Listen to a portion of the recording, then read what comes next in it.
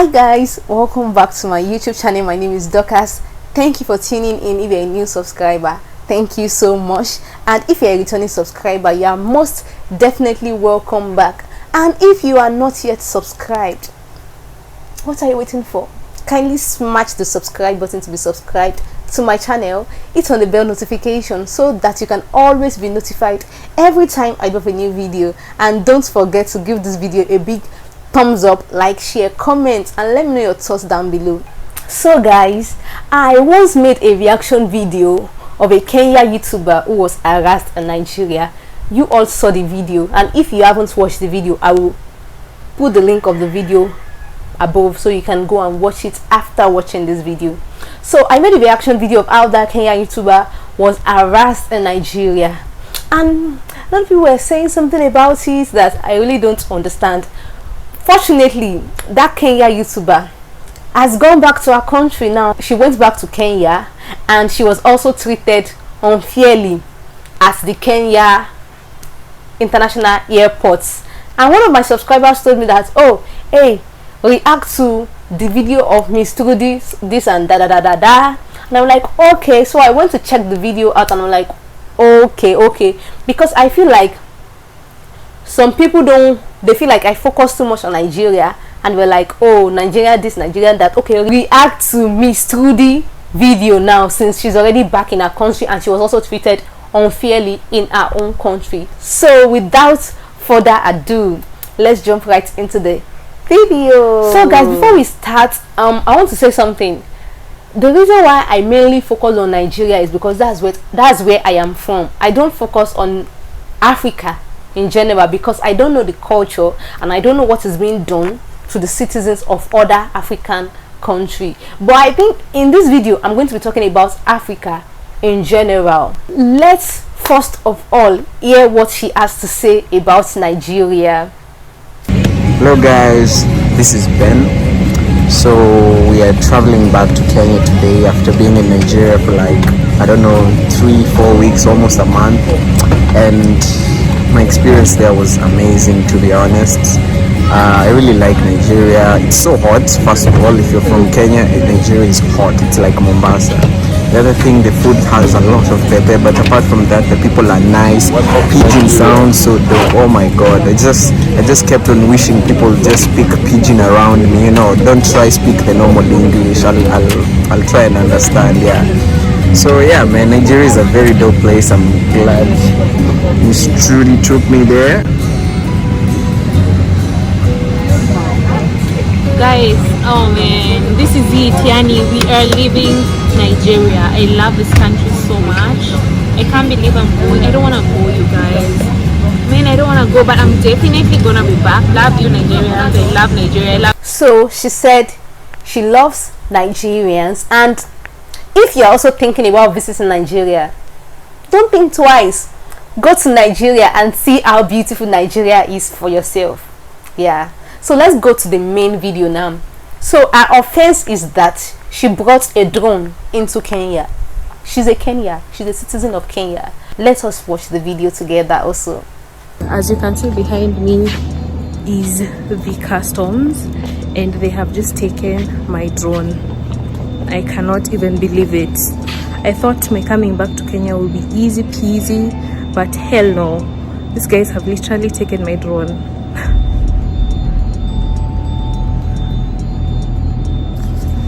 Oh my god, I can't believe they've taken me. Yani guys, I'm so mad to the extent that I'm just so calm. Why am I being treated like a terrorist, you know? And this is my own country. I have a drone, so what? I'm trying to show the beautiful side of my country and of Africa. We just came back from the office, the Kenya Aviation Authority, and the person we meet kills our vibe immediately. So he's like, what are you guys here for? I then explained my situation. My drone was confiscated, I want it back and all. And he's like, oh, you should have done your research before you came into the country, because almost 100% of the people who come with drones and they get taken away don't get them back. And I'm like, are you kidding me? Like, you should have followed the procedures. Do your research. Don't you know that the debate is going on in Parliament as we speak? because of Al-Shabaab, Al-Qaeda, you know, the UN, you know, military. I'm like, are you kidding me right now? Like, are you kidding me? Can't you consider that I don't even look like Al-Shabaab, okay? Or how do Al-Shabaab looks like? How do Al-Shabaab people look like? You know, does it mean that everyone who's coming into the country with a drone must be working with Al-Shabaab, Al-Qaeda, you know, or against the military? I don't even understand. So he's like, you should have done your research. I'm sorry, you might not get your drone back. And I'm like, all I'm trying to do is show the beautiful side of Kenya, of Africa. Why do we have to go through this? Yes, I understand that there are laws that have to be followed, but then again, can't they consider, you know, things like this should be put out? The government is not creating jobs for the youth, so we are here trying to earn a source of living, you know, create a source of living. We are not doing anything illegal, but we get so frustrated. I hope someone in parliament is going to represent the youth of this country. I hope someone is gonna represent the filmmakers. You know, okay, filmmakers actually have the money, okay? We are just YouTubers. We are just humble people trying to make a living. You know, we are not doing anything wrong. Why do we have to go through all this? I don't understand. Basically, what happened was that her drone was seized upon entering into the country. They said she needed to get a certificate of clearance for her drone from the Ministry of Aviation before she can use that drone in the country. I think maybe because they term a drone as an equipment used by terrorists, so they were stressing her, telling her to pay this just because of a drone. Then what baffled me was that they later found out that she is a YouTuber, that she uses the drone to make YouTube videos. So my own point is not when they later get to know her occupation, why should they make her go through those stress in her own country? And she's using all this equipment to publicize Kenya, to bring out Africa to the world, to show the beautiful sides of Africa. Then why should they stress her, telling her to pay this, to pay that, to write a letter? Even she was talking about how the person was talking to her, how the person was telling her that, look, this and that. I cannot explain everything in this video, so I will just put the link to the video in my description box so that you guys can go and watch the video on our YouTube channel. So she was saying all those kind of things. My number one point is that Africans and the abuse of power are a match made in hell. When you see an African person in a position, like in a higher position, they will place themselves like God. Like without them you cannot do anything, or without them they will just be abusing that power to frustrate their fellow citizens. Africans are the enemy of their fellow Africans. Just imagine if it were to be a white man who brought that drone into the country, that white man will be treated more nicely than a citizen. Like, I used to avoid talking about Africa in general because I just want to focus on my own country, but then there are a lot of things happening here and there that can't even allow you to, you know, to talk about your own country alone, because it is general in most African countries. The same way in Nigeria, a Nigerian person higher power, they used to feel like God, like you need them. You will go to school, a lecturer will be telling you that you cannot pass a course. Why can't you pass it? Why can't I pass it?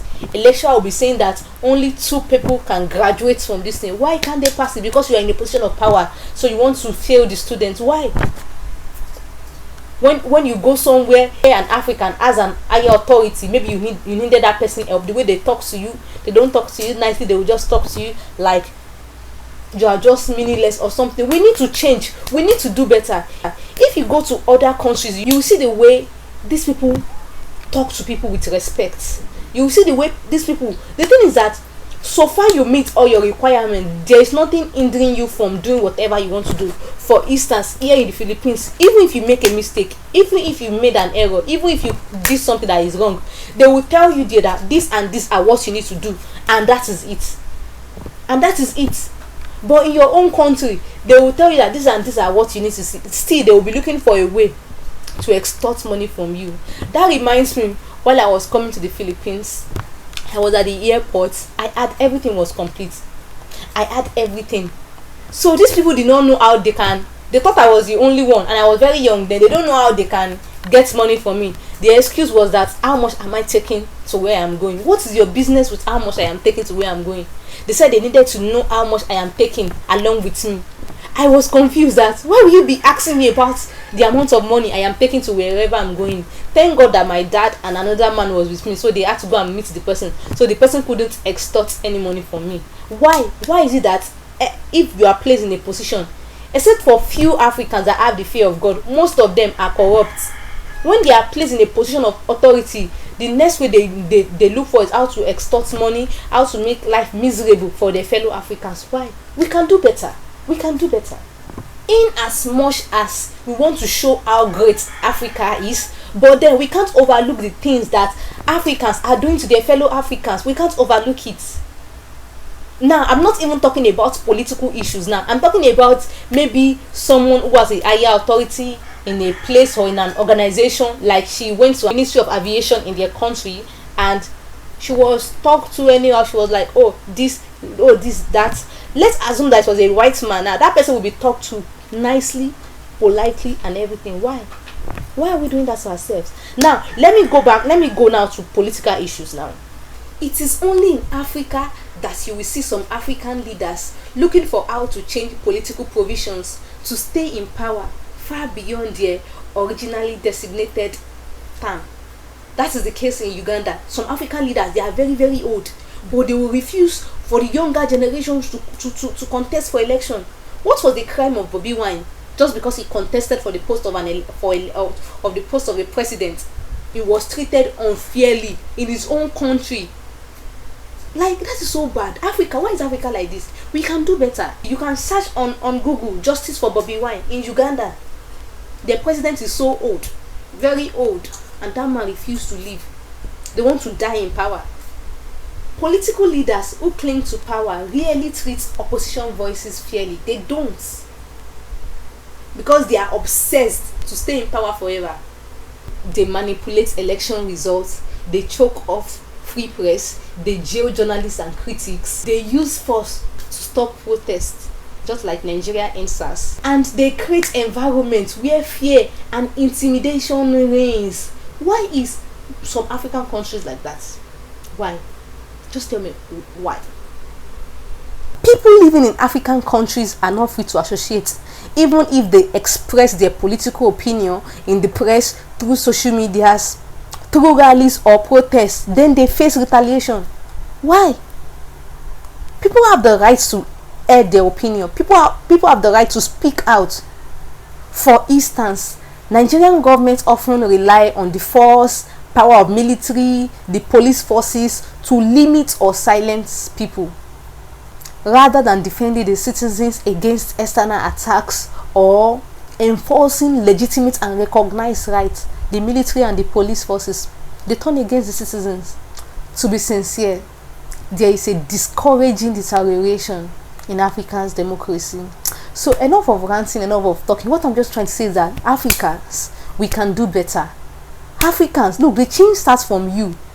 You don't expect the whole Africans to change at a time. But if you determine that, oh, I don't want to be corrupt, I will treat my fellow Africans well, I will treat my fellow Africans fairly and everything. It's a gradual process. It's a gradual process. So the change starts from you and me. We can do better. We can do better. Don't say that because you are in a higher position, you should treat your fellow Africans unfairly. Don't say because you are in a higher position, you should ride on people just because you are more powerful than they are. So enough of ranting, guys. I'll just stop here. If you enjoyed it so far, kindly give the video a big thumbs up, like, share, comment, and let me know your thoughts down below. And also, just drop your comment down below. I'll be glad to go through every comment as usual, and I will see you in my next video. Until then, bye.